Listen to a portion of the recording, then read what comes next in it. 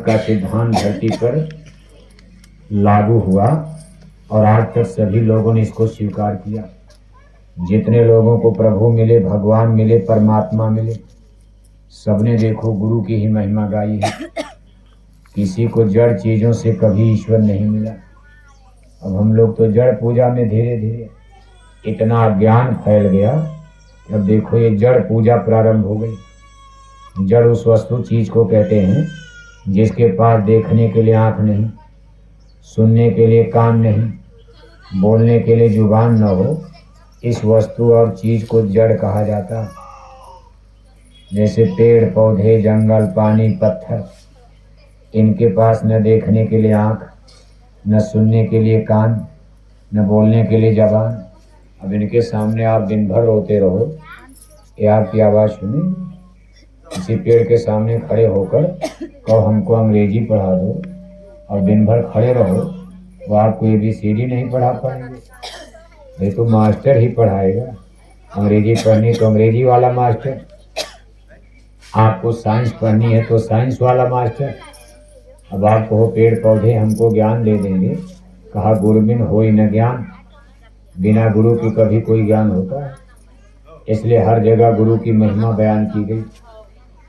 और गुरु अगर रहेंगे तो उनके पास इतना सिस्टम, इतनी शक्ति, इतना तरीका। अगर शिष्य से कोई भूल चूक भी हो रही है तो गुरु उसको संभाल सकते हैं। अगर आपके पूजा पाठ धर्म कर्म में गलती भी हो जाएगी तो गुरु आपको संभाल लेंगे, बचा लेंगे। लेकिन मान लो आप पूजा पाठ धर्म कर्म गलत कर रहे हो कि कंकड़ पत्थर आपको बचाने आएंगे? बचा लेंगे। इनको तो पता नहीं क्या हो रहा। इसलिए कहते भाई गुरु, गुरु की महिमा। देखो हमारे धर्म ग्रंथों में कई ऐसे दृष्टांत आते। अपने हिंदू धर्म में देवर्षि नारद जी का नाम बड़े सम्मान के साथ लिया जाता। देवर्षि नारद जी अपनी तपो साधना के द्वारा विष्णुपुरी में भगवान विष्णु से मिलते जुलते थे। रोज उनके दरबार जाते थे, बातचीत होती थी। एक दिन किसी ने देवर्षि नारद से चुगली कर दिया। अरे भाई नारद जी, आप कहते हो कि भगवान विष्णु हमको बहुत प्रेम करते, हम भगवान विष्णु के परम भक्त हैं, लेकिन आपको मालूम नहीं, जब आप वहाँ से उठकर चल देते हो तो जिस स्थान पर आप बैठते हो भगवान विष्णु देवी लक्ष्मी से उस स्थान की लिपाई पोताई कराते हैं। तो नारद जी ने कहा ऐसा कभी नहीं हो सकता। भगवान विष्णु हमको इतना मानते हैं, वो हमको इतना अशुद्ध क्यों मानेंगे? भाई जमीन लीपने का मतलब, जो आदमी अशुद्ध है, नापाक है, अपवित्र है, वो जहाँ बैठ गया भाई धरती अशुद्ध हो गई तब न लीपा जाए। अब भगवान विष्णु तो हमको इतना अशुद्ध अपवित्र है, मानेंगे नहीं। लेकिन जब एक ही बात कई बार कही जाती है आदमी के अंदर शंका हो ही जाती। जब बार बार वही बात होने लगी तो नारद जी के मन में शंका आ गई। कहा चलो भाई एक दिन परीक्षा जरूर लेनी चाहिए। अगले दिन गए और वहाँ बैठ करके जब चलने लगे, थोड़ी दूर से लौट गए और लौट करके फिर जब वहाँ पहुँचे तो देख रहे हैं कि बात बिल्कुल सच्ची है। जिस स्थान पर नारद जी बैठे थे देवी लक्ष्मी उस स्थान की लिपाई पोताई में लगी। अब नारद जी को बड़ा गुस्सा आ गया। अरे कहा भगवान, मेरा इतना बड़ा अपमान, मैं तो सोचता था कि आप हमको बहुत मानते, लेकिन आप हमको इतना अशुद्ध मानते हैं, आखिर इसका कारण क्या? लेकिन भगवान विष्णु को कोई गुस्सा नहीं आया। उन्होंने बड़े प्यार से नारद को समझाना शुरू किया। कहा देखो भाई नारद, भगवान कभी अपने भक्त का नुकसान नहीं चाहते। और नारद, मैं ये चाहता हूँ आपकी आत्मा भटकने न पाए। आपने इस संसार में जन्म लेकर मनुष्य शरीर में बहुत ज्ञान तपस्या प्राप्त किया, लेकिन अभी आपने गुरु नहीं धारण किया। नारद, आप निगुरा हो और निगुरा का अन्न जल सब अशुद्ध होता। निगुरा की शरीर अशुद्ध होती है। आप जहाँ बैठते हो धरती भी अशुद्ध हो जाती है जो आदमी निगुरा होता। नारद जी ने कहा प्रभु तब? कहा जल्दी मृत्यु लोक में गुरु बना लो किसी को। नारद जी ने कहा मुझको तो लोग संसार में मृत्यु लोक में जगत गुरु कहते हैं, मैं जगत गुरु कहा जाता हूँ। मेरा मृत्यु लोक में गुरु बनने को कोई तैयार नहीं होगा। भगवान विष्णु ने कहा लेकिन फिर भी तो बनाना पड़ेगा। तो नारद जी ने कहा प्रभु आप ही कोई उपाय बता दीजिए। तो भगवान विष्णु ने कहा जाओ कल सुबह जब सो करके उठना, जो पहला आदमी आपको मिल जाए बस उसी को गुरु मान लेना। नारद जी सोकर उठे, नदी के किनारे जा रहे हैं, तब तक देख रहे एक मछुआरे उधर से नदी के किनारे टहलते आ रहे हैं। नदी के किनारे उनका गांव था, नदी के किनारे उनका घर था। बड़े गरीब आदमी, जात के मछुआरे। नारद जी उनको प्रणाम करते हैं और कहते भाई हम आपको गुरु मानते हैं। मछुआरे गुरु ने कहा देवर्षि नारद, आप इतने बड़े विद्वान आदमी, मैं छोटा आदमी, अनपढ़ गंवार आदमी, आपका गुरु बनने की मेरे अंदर काबिलियत नहीं है। नारद जी ने कहा लेकिन भगवान विष्णु का हुक्म है, इसलिए हम तो आप ही को गुरु बनाएंगे। तब वो हंसने लगे। उन्होंने कहा अच्छा ठीक है, जब भगवान विष्णु का आदेश है तो बैठ जाओ, हम आपको गुरुमंत्र अभी दे देते हैं। अब देखो वहीं नदी के किनारे बैठाकर गुरुदेव ने नारद जी को गुरुमंत्र गुरु दीक्षा दे दिया। नारद जी बेचारे घर चले। अगले दिन भगवान विष्णु के दरबार में पहुंचते हैं। विष्णु जी ने पूछा नारद जी आपने गुरु कर लिया? अरे कहा महाराज गुरु तो किया लेकिन। अरे कहा लेकिन क्या लग गया? गुरु में लेकिन? ज्ञान में कोई लेकिन लगता? अरे कहा महाराज लेकिन ये लग गया, तो मैंने गुरु तो किया लेकिन जात का मछुआरा मिल गया, छोटी जाति वाला मिल गया। तब भगवान विष्णु नाराज हो गए। अरे कहा नारद आपने आज गुरु का अपमान कर दिया, आपको तो श्राप लग गया। हरि गुरु निंदक दादुर होई, अगला जन्म आपको मेढक का मिलेगा।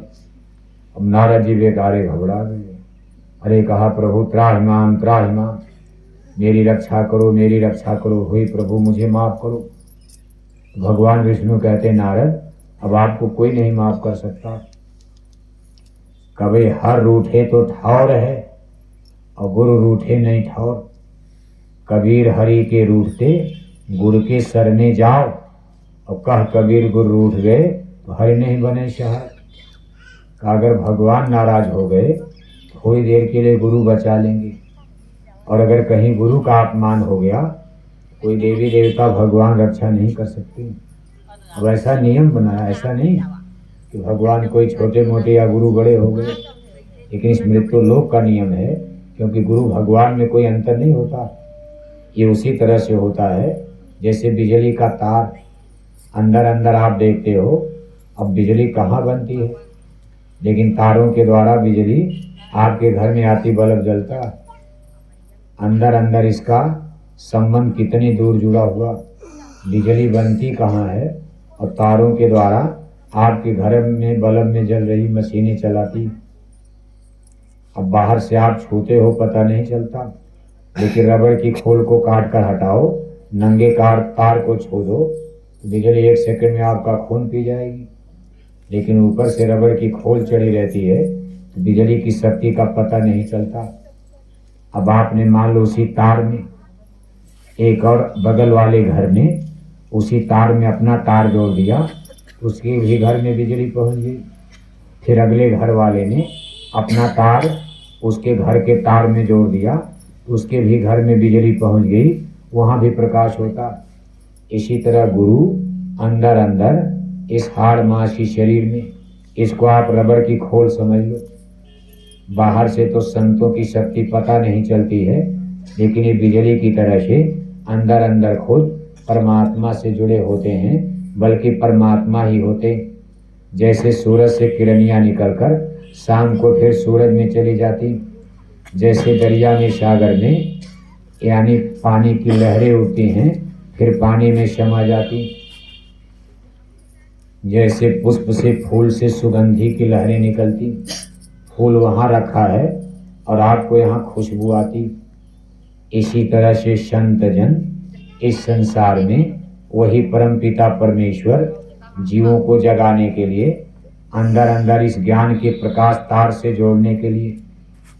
अब जब शिष्य गुरु की शरण में जाता है, इसके रबड़ की खोल को काटकर, अज्ञान और जड़ता के पर्दे को हटाकर गुरु इसका तार अपने तार से अंदर अंदर जोड़ देते हैं।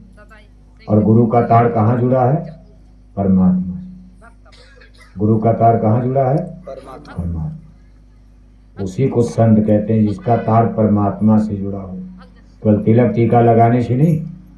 अब गेरुआ पीला पहन लिया, तिलक टीका लगा लिया, और दुनिया जानती संत जी हो गए महात्मा जी, और अंदर में तार माया से जुड़ा हुआ है, तो पकड़ कर जेल डाल दिए जाते, तमाम लोग नहीं जाते हैं। भगवान का जोड़ने की जगह यहीं जोड़ लिया, पैसे से जोड़ लिया, माया से जोड़ लिया, ठगी बेईमानी में जोड़ लिया। जब भेद खुलता है, कुछ दिन तो जनता कहती भाई ये भगवान से जुड़े हैं। अब जो भगवान से जुड़ा है तो भगवान हो गया। लोग कहते भाई भगवान है, अवतारी हैं। लेकिन जब भेद कहीं खुला तो पता चला रे भाई ये तो धोखा हो गया। अंदर अंदर भगवान से नहीं जुड़े थे, ये तो पैसा से जुड़े थे, कहीं माया से जुड़े थे, और फिर उनको ठगी बेईमानी में कभी कभी मुकदमा चलता है तो तमाम लोग देखो जेल में डाल दिए जाते हैं। तमाम लोग ये माया के देश में कितने लोग धोखा खा जाते। लेकिन वास्तव में संत वही होते हैं जिनका अंदर अंदर परमात्मा का रूप होता। जब हम आप भाग से इनसे मिलते हैं कि हमारे रबड़ के अज्ञान की खोल को काट कर अपने तार से हमारा तार जोड़ते, तब कहते शिष्य को गुरु अपने समान बना लेते। यानी शिष्य के अंदर भी वही शक्ति उतरने लगती है जो प्रकाश ज्ञान गुरु के पास होता।